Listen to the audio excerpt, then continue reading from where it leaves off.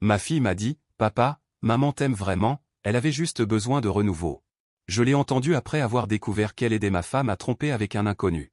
Alors que je me tiens devant les ruines de l'atelier d'art de ma femme Elena, regardant 30 ans de mariage brûler en flammes, je sais que je ne pourrai jamais pardonner cette trahison calculée. Cependant, il y a à peine 48 heures, notre mariage semblait enviable. C'était un jeudi parfaitement normal et j'avais quitté le bureau plus tôt. En de rares occasions au cours des 15 derniers jours, il y a eu un rajeunissement soudain dans ma relation avec Elena qui me fait me sentir comme si j'étais de nouveau jeune. Elena a commencé à se réveiller tôt chaque jour pour préparer mon petit déjeuner et me donner un long baiser persistant alors que je partais par la porte. Quand je rentrais le soir, elle était toujours bien habillée et m'attendait, blottie dans mes bras et regardant la télévision comme elle le faisait autrefois. Même le week-end, elle ne s'enferme plus dans l'atelier pour peindre, mais va plutôt se promener avec moi, regarde des films et écoute attentivement mes anecdotes sur mon travail. Cette douceur soudaine me surprend et m'émeut, habitué à voir comment les mariages de mes collègues autour de moi s'estompaient progressivement avec le temps. Je me sentais encore plus chanceux. Pendant 30 ans, notre relation avait été douce et calme, et bien que la passion se soit estompée, elle était meilleure que jamais. Et la douceur de ces 2 semaines m'a fait penser que peut-être notre mariage se dirigeait vers un second printemps. Au bureau, mes collègues ont remarqué ma bonne humeur. Quand la secrétaire m'a demandé en plaisantant si j'avais gagné à la loterie, j'ai souri et secoué la tête. Non, je voulais juste surprendre Elena. Elle a été particulièrement gentille avec moi ces 2 dernières semaines et il était temps que je fasse quelque chose en retour. J'ai donc organisé la surprise, j'ai réservé au restaurant préféré d'Elena, choisi 24 de ses roses champagne préférées, une bouteille du vin rouge que nous avons bu lors de notre lune de miel à Venise, et une boîte de fraises enrobées de chocolat. Caché dans la poche de mon costume se trouvait un cadeau spécial, un billet pour une croisière de 7 jours sur un luxueux paquebot transatlantique à travers la Méditerranée, avec des arrêts dans les mêmes ports où nous avions passé notre lune de miel cette année-là. Avant de quitter le travail, j'ai fait un voyage spécial à la banque près de notre maison et j'ai sorti le collier de saphir que la mère d'Elena lui avait laissé du coffre-fort. J'avais prévu de le lui remettre ce soir, comme je l'avais fait lorsque je lui ai fait ma demande il y a 30 ans. La considération d'Elena ces jours-ci me fait penser qu'il est temps de ramener l'étincelle dans notre relation. Je suis loin de me douter à ce moment-là que cette quinzaine apparemment douce n'est rien de plus qu'une tromperie élaborée, une couverture pour une trahison imminente. Quand j'ai poussé la porte de notre maison avec anticipation, la seule chose que j'ai vue était ma fille, Lucia, assise à la table de la salle à manger, me regardant avec une expression compliquée. Où est passée maman ? J'ai mis les roses et le vin dans ses mains et j'ai senti quelque chose d'inhabituel dans l'air. Il n'y avait pas de couvert ni de bougies sur la table, comme il aurait dû y en avoir à cette période de l'année, et la musique classique préférée d'Elena ne jouait pas. Le silence flottait dans l'air jusqu'à ce que Lucia prenne enfin la parole. « Papa, maman avait un rendez-vous avec quelqu'un d'autre ce soir. » Les mots ont été comme un coup de marteau que je ne pouvais pas croire ce que j'entendais, encore moins accepter la vérité qui s'est alors révélée. La trahison avait été planifiée des semaines auparavant. Elena et Lucia ont une conversation secrète et elle avoue son désir de fraîcheur. Elle dit qu'elle m'aime toujours, mais que 30 ans de mariage sont trop ennuyeux et qu'elle a besoin d'un peu d'excitation pour retrouver sa passion pour la vie. Et ce qui m'a le plus choqué, c'est qu'au lieu d'arrêter sa mère, Lucia a soutenu sa décision. Elle aide sa mère à identifier un rendez-vous, Andrés, le père d'un de ses amis, un homme qui vient de perdre sa femme. Encore plus glaçant, Lucia propose de rester à la maison et de tout m'expliquer pour que sa mère puisse profiter de la soirée sans souci. Les 2 semaines de chaleur n'étaient donc qu'une imposture. Ma voix tremblait de rage. « Avez-vous orchestré tout ça pour qu'elle puisse me tromper la conscience tranquille ? » « Ce n'est pas vrai, papa, » explique Lucia avec enthousiasme. « Maman t'aime vraiment, elle a juste besoin d'un peu de fraîcheur. C'est juste un rendez-vous normal, ça n'affectera pas votre mariage. »« Tais-toi, » ai-je grogné, ma voix pleine d'une rage et d'une douleur sans précédent. Sais-tu ce qui est ironique ? Juste au moment où elle complotait à trahison, je préparais ça pour elle. J'ai sorti les billets de croisière et le collier de saphir de ma poche et je les ai claqués violemment sur la table de la salle à manger. Je sors mon téléphone portable et je compose le numéro d'Elena encore et encore. L'appel ne reste jamais sans réponse. Chaque tonalité d'occupation était comme un couteau qui s'enfonçait profondément dans mon cœur. J'ai commencé à me souvenir des 15 derniers jours, ces tendres baisers du matin, ces dîners attentionnés, ces câlins soudains. Il s'est avéré que tout avait été une couverture pour la trahison de ce soir. « Papa, quand maman reviendra, vous pourrez en parler. » La voix de Lucia contenait une supplique. Ne me dis jamais le mot désolé. Ma voix était froide comme la glace, parce qu'à partir de ce soir, vous êtes mort pour moi. La nuit tombait, Elena n'était toujours pas revenue. J'étais assis seul dans le salon sombre, l'écran de mon téléphone portable s'allumant et s'éteignant encore et encore. J'ai regardé par la fenêtre en direction de l'atelier d'art d'Elena, qui était rempli de souvenirs de nos 30 ans, ses peintures, ses récompenses, toutes les œuvres d'art qu'elle avait chéries, et nos photos de mariage. Je me souviens que l'atelier a été construit spécialement pour soutenir les rêves artistiques d'Elena. Maintenant, cependant, tous ces souvenirs me semblaient ironiques et hypocrites. Les moments doux dans ses peintures, les scènes joyeuses lorsqu'ils ont remporté des prix, et même nos photos de mariage semblaient se moquer de ma stupidité. Et c'est à ce moment-là qu'une terrible pensée a surgi dans mon esprit, puisqu'Elena a choisi de détruire le mariage par sa trahison, je vais faire de ce soir une leçon que tout le monde n'oubliera jamais. Dans l'obscurité, mon regard est devenu froid. Je sais que lorsque la confiance la plus profonde est trahie par les plus proches, parfois seul le feu peut tout purifier. Et ce soir était destiné à être le début de quelque chose qui allait changer le destin de chacun. J'étais assis dans le noir depuis 2 heures entières lorsque les derniers rayons du soleil couchant ont disparu à l'horizon. Le nombre d'appels manqués affichés sur l'écran de mon téléphone s'est arrêté à la route. J'ai finalement renoncé à essayer de contacter Elena. Puisqu'elle a choisi de trahir, elle doit aussi en supporter le prix. Le destin aime souvent jouer des tours cruels aux gens. Tandis que je souffre de la douleur de la trahison à la maison, Elena est plongée dans un rendez-vous qu'elle attendait depuis longtemps. Cet après-midi, elle avait passé 3 heures entières au salon de beauté à se préparer, à se faire sa manucure française préférée, à demander à son coiffeur de lui créer un chignon élégant, et même à faire une visite spéciale à la boutique pour s'acheter une robe en dentelle noire coûteuse. Andrés, qui attendait devant le restaurant français, ne pouvait pas la quitter des yeux alors qu'elle sortait élégamment de l'Uber. Elena sentit le regard brûlant dans ses yeux et cela lui fit se sentir comme si elle était de nouveau jeune. 30 ans de mariage lui avaient presque fait oublier ce que c'était que d'être courtisée par le sexe opposé, et ce soir, elle a décidé de se laisser aller à revivre ce frisson tant désiré. Dans la cabine hermétique du restaurant, la lueur des bougies vacillait et le vin rouge tourbillonnait doucement dans un verre. Elena a eu la présence d'esprit d'éteindre son téléphone. Elle ne voulait rien qui puisse interrompre cette nuit spéciale. Andrés lui a élégamment versé du vin rouge, avec une admiration non dissimulée dans son regard.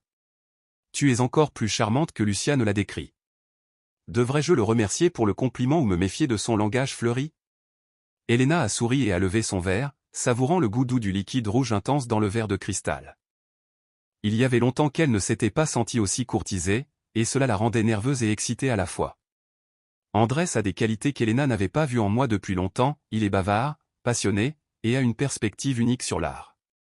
Quand il parlait de ce qu'il avait vu en Europe, Elena avait l'impression d'y avoir été. Cette combinaison de connaissances et de passion est ce qu'elle désire le plus dans sa vie conjugale monotone. Et à la maison, je me ressaisis. Je suis allé dans la chambre principale et j'ai ouvert l'armoire d'Elena. 30 ans de vêtements, de sacs et de bijoux que je lui avais achetés pièce par pièce étaient maintenant devenus la preuve d'une trahison. Ce tailleur Chanel que nous avons acheté pour notre anniversaire, ce premier sac Hermès pour lequel j'ai économisé, et ces chaussures en cuir faites à la main d'Italie, comme elle les aimait. Chaque article était un rappel de la façon dont j'avais été trompé par mes plus proches. Pièce par pièce, j'ai commencé à déplacer les objets vers mon atelier d'art dans le jardin. Mes mouvements étaient rapides mais inhabituellement calmes, comme si j'effectuais une tâche longuement planifiée. De l'armoire à la commode, de l'atelier au salon, tout ce qui appartenait à Elena a été déplacé par moi. Les tableaux encadrés, les certificats de récompense, les œuvres d'art et nos albums de mariage étaient soigneusement empilés au centre de l'atelier. Pendant ce temps, le rendez-vous d'Elena avec Andrés est passé du restaurant à la suite d'hôtel qu'il a réservé. Lorsque l'ascenseur est monté au 10e étage, le cœur d'Elena s'est emballé avec lui. Elle savait qu'elle franchissait une ligne qu'elle ne devrait pas franchir, mais l'alcool et l'ambroisie ont vaincu le peu de bon sens qui lui restait. Quand Andrés l'a doucement embrassée sur les lèvres dans l'ascenseur, elle n'a pas dit non. « Es-tu sûr de vouloir faire ça ?» À l'entrée de la suite, Andrés a finalement demandé. Pour toute réponse, Elena lui a donné un baiser profond et non sollicité.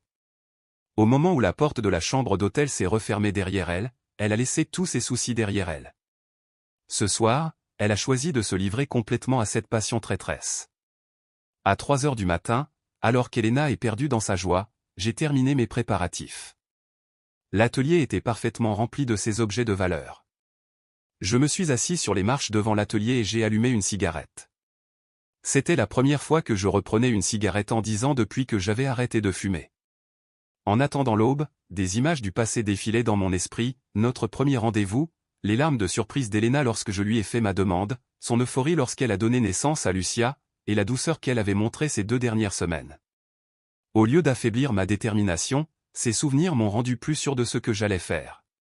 Elena et Andrés sont restés debout toute la nuit et ne se sont endormis qu'à l'aube dans une étreinte épuisée. Elena n'aurait jamais imaginé qu'elle éprouverait des émotions et des désirs aussi forts. La jeunesse et l'enthousiasme d'Andrés la font se sentir rajeunie, lui faisant oublier qu'elle est une femme mariée et qu'elle a un mari à la maison qui attend son retour. Lorsque les premiers rayons du matin se sont glissés dans la pièce à travers les fentes des rideaux, je me suis levé et je suis allé au baril de pétrole sur le côté. J'ai jeté un dernier coup d'œil à mon téléphone et je ne savais toujours rien d'Elena. Je lui avais donné toute la nuit, je lui avais donné une dernière chance, mais apparemment, elle a préféré se laisser emporter par le frisson de la trahison. Très bien, me suis-je murmuré froidement.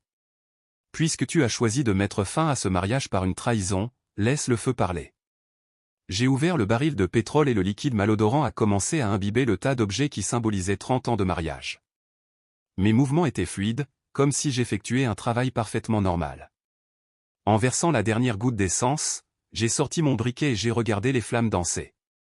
La brise de l'aube souffle doucement, portant l'odeur d'une tempête imminente. Je sais que lorsque le soleil se lèvera, plus rien ne sera jamais pareil, car il y a des trahisons qui sont destinées à être réglées par le feu. Au moment où la flamme a jailli du briquet, mes yeux ont reflété la lumière dansante. J'ai regardé les flammes tomber sur les objets imbibés d'essence et le feu a commencé à se propager en un instant. Dans la faible lumière du matin, la fumée a commencé à s'infiltrer par les fenêtres de l'atelier d'art, flottant et s'élevant vers le ciel. Jésus, Raoul, ça brûle. La tranquillité du petit matin a été interrompue par les cris de notre voisin Johnson. Il s'apprêtait à faire un jogging matinal lorsqu'il a vu cette scène incroyable. Je n'ai pas répondu, j'ai simplement regardé indifféremment le feu qui grandissait. Des langues de feu avaient commencé à lécher les murs de l'atelier et la fumée roulait avec la brise du matin. Des cris d'alarme pouvaient être entendus au loin et quelqu'un avait déjà appelé les pompiers. Et à ce moment-là, Elena somnolait dans un lit d'hôtel moelleux. Ce n'est que lorsque la vibration frénétique de son téléphone portable l'a réveillée qu'elle a réalisé qu'il était tôt le matin. Andrés dormait encore et ses vêtements étaient éparpillés dans toute la suite. Son cœur s'est serré violemment lorsqu'elle a vu des dizaines d'appels manqués et d'innombrables SMS sur son téléphone. Le dernier SMS était de Lucia, « Maman, reviens vite. La maison est en feu. Papa, il a mis le feu à ton atelier. » Tout était à l'intérieur. Le visage d'Elena est devenu pâle instantanément. Avec des doigts tremblants, elle a rapidement composé le numéro de Lucia. « Quoi, qu'est-ce que tu as dit ? Maman, où es-tu ? » La voix de Lucia était teintée de sanglots. « Les camions de pompiers sont déjà là, mais papa, il reste là à regarder le feu brûler et ne fait rien. Reviens. » Elena s'est dépêchée de s'habiller, sans se soucier du désordre de son maquillage. Andrés s'est réveillé au son du bruit. Avant qu'il ne puisse s'étirer complètement, Elena était sortie de la pièce en courant. C'est dans l'ascenseur qu'elle a réalisé pour la première fois ce que son choix allait entraîner. Lorsque la voiture d'Andrés s'arrête enfin devant sa maison, Elena est à bout de souffle.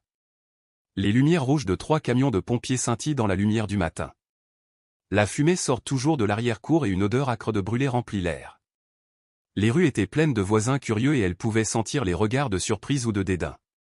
« Êtes-vous la propriétaire de la maison, Madame Elena ?» Un pompier l'a arrêtée. En hochant la tête, elle a remarqué une étrange lueur dans les yeux de l'autre femme. Apparemment, la façon dont elle est apparue sans vêtements avec un homme étrange avait fait chuchoter les voisins.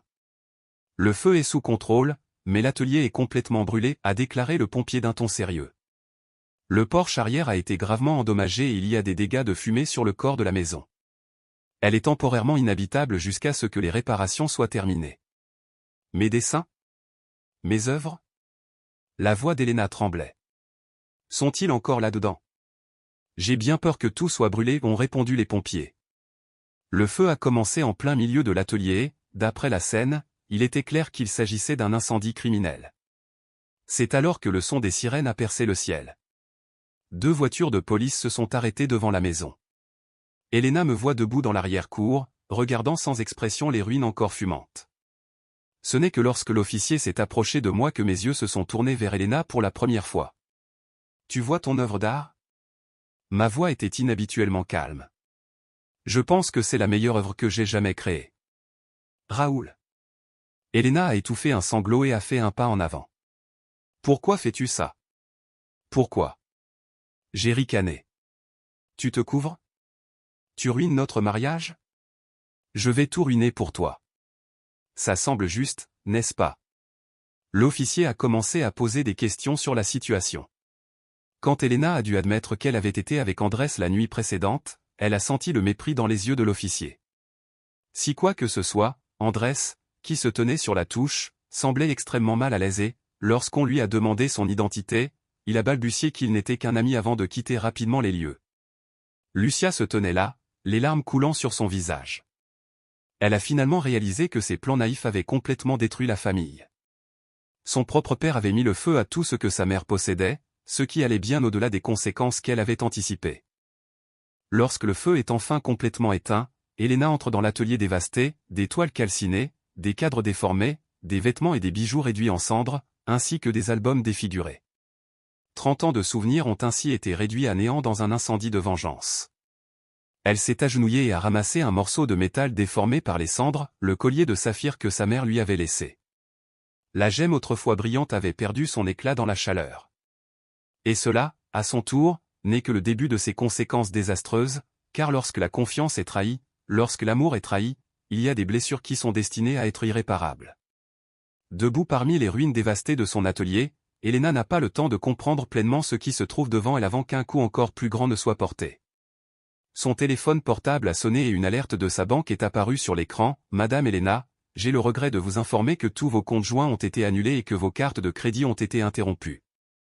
Il s'agit d'une opération d'urgence demandée par votre conjoint, Monsieur Raoul. » La voix du directeur de la banque était polie et distante. Pendant 30 ans, Elena a été une artiste, une femme au foyer à plein temps, et n'a jamais envisagé l'indépendance financière. Maintenant, soudainement, elle a réalisé qu'elle n'avait même pas d'argent pour un séjour temporaire dans un hôtel.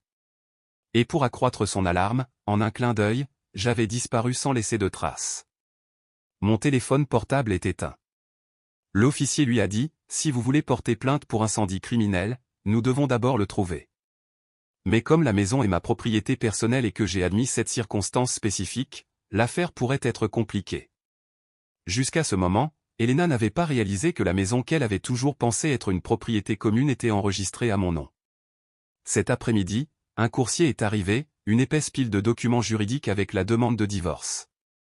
Au début, l'avocat lui a dit en jargon juridique froid qu'elle avait peu d'influence dans ce processus de divorce, étant donné son infidélité publiquement admise. « Maman !» L'appel de Lucia est venu avec un sanglot dans sa voix. Mike m'a dit qu'il rompait avec moi. Il dit qu'en tant que petit ami, il ne peut pas accepter que je t'aide à trahir papa. Il a dit que cela affectait sa confiance dans nos valeurs familiales. Elena s'est effondrée sur le sol et a réalisé qu'elle n'avait pas seulement perdu ses objets brûlés, mais toute une famille. Sa trahison n'a pas seulement ruiné son mariage, mais elle commence maintenant à affecter la vie de sa fille. Cette nuit-là, seule dans sa chambre de motel voisine, Elena s'est recroquevillée dans son lit et a réfléchi à tout ce qui s'était passé au cours de ces courtes 24 heures. Les nouvelles télévisées ont rapporté un incendie dans le quartier, montrant le manoir dont elle avait autrefois été si fière, noirci par la fumée. À ce moment-là, son téléphone portable a sonné. C'est un numéro inconnu. « Je suis aux urgences de l'hôpital » est venue la faible voix d'Andrés à l'autre bout du fil. Raoul m'a trouvé. Le cœur d'Elena s'est serré violemment. Quand elle est arrivée à l'hôpital, elle a vu Andrés bandé et allongé dans un lit d'hôpital. Il avait 25 points de suture au visage et avait besoin d'une chirurgie reconstructive du genou. L'homme autrefois si gracieux était maintenant dans un état si pitoyable que c'en était alarmant. Il m'a attaqué avec un pied de biche, dit Andrés avec difficulté. Il a dit que c'était une leçon pour les gens qui brisent les mariages des autres. L'infirmière a dit à Elena que lorsque l'ambulance est arrivée, Andrés gisait dans une mare de sang et que l'agresseur était parti depuis longtemps. Ce n'est que lorsque la police est intervenue dans l'enquête qu'ils ont réalisé que j'avais pris un vol pour le Costa Rica. Une vengeance élaborée se poursuit même après l'incendie. La nouvelle s'est rapidement répandue dans ces cercles sociaux. Elena découvre que tous ses amis semblent s'être éloignés d'elle du jour au lendemain. Son cercle social se composait principalement de femmes au foyer de la haute société qui étaient dérangées par sa trahison. Personne ne veut s'associer à une femme qui trahit son mari, comme si l'infidélité était une maladie contagieuse. Ce qui était autrefois l'un de ces après-midi où l'on se côtoie n'est plus qu'une tonalité d'occupation stridente.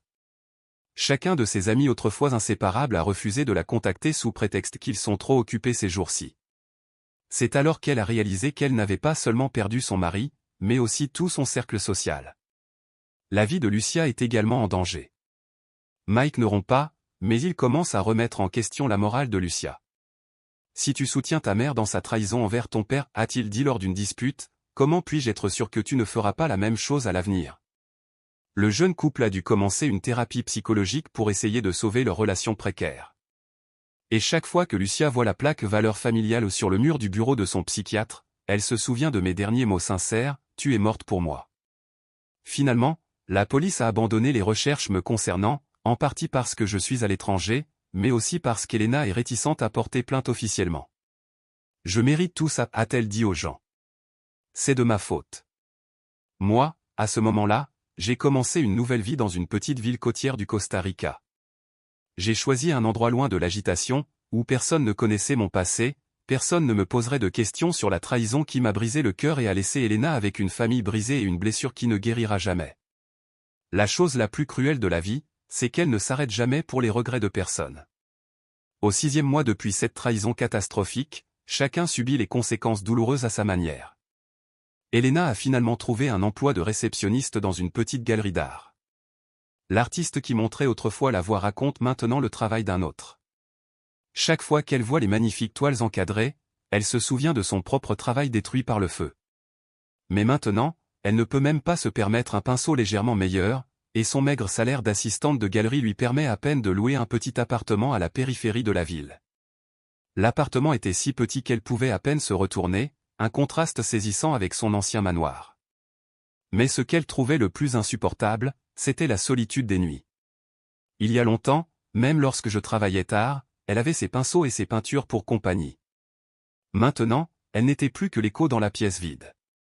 Par hasard, Elena reçoit de mes nouvelles d'un ancien voisin. L'homme dont elle a brisé le cœur a trouvé une nouvelle vie sur les plages du Costa Rica. J'ai acheté un appartement avec vue sur la mer, où je regarde le lever du soleil chaque matin et me promène sur la plage au coucher du soleil. Sur la photo, mon sourire est plus paisible que jamais. Ironique, n'est-ce pas? Elena a ri amèrement à Lucia au téléphone. C'est ma trahison qui l'a propulsée vers une vie meilleure, tandis que j'ai moi-même perdu tout ce que j'avais pour toujours. Un jour, Elena rassemble son courage et passe devant ce qui était autrefois sa maison. La maison a été restaurée et ses nouveaux occupants sont un jeune couple. La femme l'a innocemment appelée « Vous êtes Elena. Monsieur Raoul vous a laissé une enveloppe. » En ouvrant l'enveloppe d'une main tremblante, Elena a lu mon dernier message, 30 ans de mariage m'ont appris une chose, il y a des blessures plus difficiles à pardonner que la mort. Tu as passé 2 semaines de chaleur pour couvrir la trahison, et j'ai passé le reste de ma vie à t'oublier. Cette maison ne t'appartient plus, tout comme ton cœur a cessé de lui appartenir depuis longtemps. Je commencerai une nouvelle vie dans un autre pays, et j'espère que ta recherche cette nuit-là en valait la peine. L'enveloppe était accompagnée d'une photo de nous ensemble à notre mariage, il y a 30 ans. Au dos de la photo, il était écrit « C'est la seule photo que je n'ai pas brûlée, car je veux continuer à me rappeler que les blessures les plus profondes viennent généralement des plus proches. » Cette lettre a été la goutte d'eau. Elena réalise enfin que je ne suis pas seulement vengeur, mais que je laisse vraiment tomber. L'homme qu'il avait aimé pendant 30 ans l'avait complètement effacé de sa vie, avec le feu. La crise conjugale de Lucia a également atteint son point le plus critique. Bien qu'avec l'aide de son thérapeute, Mike commence à faire face aux problèmes, il a toujours des doutes sur l'avenir. Quand ils discutaient de l'avenir, s'ils allaient avoir des enfants, Mike voulait toujours en parler. « Je t'aime », a-t-il finalement dit à Lucia, mais je dois être sûr que nos enfants ne vivront pas dans un environnement avec une boussole morale tordue. Les mots ont été comme un couteau transperçant le cœur de Lucia. Ils ont commencé à envisager l'adoption, ce qui éviterait les préoccupations de Mike concernant la transmission des gènes. La décision est déchirante pour Lucia, mais elle comprend que c'est une conséquence avec laquelle elle doit vivre. Andrés, l'homme autrefois si doux, marche maintenant lentement avec des béquilles. De multiples opérations à un genou qui n'est jamais revenu à son état antérieur sont devenues une marque de honte qu'il porterait pour le reste de sa vie. Chaque fois qu'il passait devant le miroir, les cicatrices sur son visage lui rappelaient cette horrible nuit. L'infirmière dit à Elena qu'Andrés se réveille souvent de cauchemars en criant « Je suis désolé ». Au Costa Rica, ma vie est pleine de nouvelles possibilités. J'ai cessé de parler du passé comme si les 30 ans de mariage n'avaient jamais existé. Les habitants disent que je suis un homme mystérieux, avec des histoires dans les yeux, mais je ne les raconte jamais à personne. J'aime m'asseoir au bord de la mer et regarder le coucher du soleil, et parfois je joue de la guitare au son de la mer. Et il semble que les séquelles du passé peuvent encore être entendues dans ces mélodies mélancoliques. Un jour, Elena a reçu le jugement final du tribunal. Comme elle a volontairement admis l'infidélité et que la propriété était déjà à mon nom, elle n'a reçu pratiquement aucune division des biens dans le processus de divorce. 30 ans de mariage se sont terminés de manière incomplète pour tout le monde. Sais-tu ce qui est ironique, dit Elena à Lucia. Si je pouvais remonter le temps, je préférerais garder ce mariage fade, car le bonheur fade s'est avéré beaucoup plus précieux que la trahison excitante. Lucia essaie de m'approcher, mais ma réponse est toujours la même, j'ai laissé le passé derrière moi, et tu devrais aussi. Il y a des blessures qui ne guérissent pas avec le temps. J'ai opté pour une rupture nette, détruisant le passé avec un feu pour commencer une nouvelle vie dans un pays étranger. Elena perd tout pour une nuit d'excitation. Lucia, bien que involontairement, perd mon amour pour toujours. Et Andrés porte une cicatrice à vie et devient un avertissement vivant. Un après-midi, 1 an plus tard, Elena était seule à la fenêtre de ce café, regardant le soleil se coucher. À une table voisine, un couple partage un morceau de gâteau et la femme essuie tendrement la crème du coin des lèvres de son mari. La scène chaleureuse lui a rappelé son passé avec moi. En ce moment même, sur une plage lointaine du Costa Rica, je regarde peut-être le même coucher de soleil, mais il y a longtemps qu'il y a plus que de la distance entre nous. Ce feu de la trahison n'a pas seulement brûlé une maison, mais il a brûlé toute possibilité de réunion. Parce que certaines décisions, une fois prises, ne peuvent jamais être regrettées. Certaines trahisons, une fois commises, prennent une vie entière à payer. C'est donc la cicatrice éternelle laissée par le feu de la trahison. Si vous étiez moi et que vous découvriez que votre femme la plus digne de confiance et votre fille la plus chère avaient planifié cette trahison ensemble, que choisiriez-vous? Prenez-vous des représailles extrêmes comme dans l'histoire? Ou préférez-vous partir en silence? Ou peut-être d'une autre manière?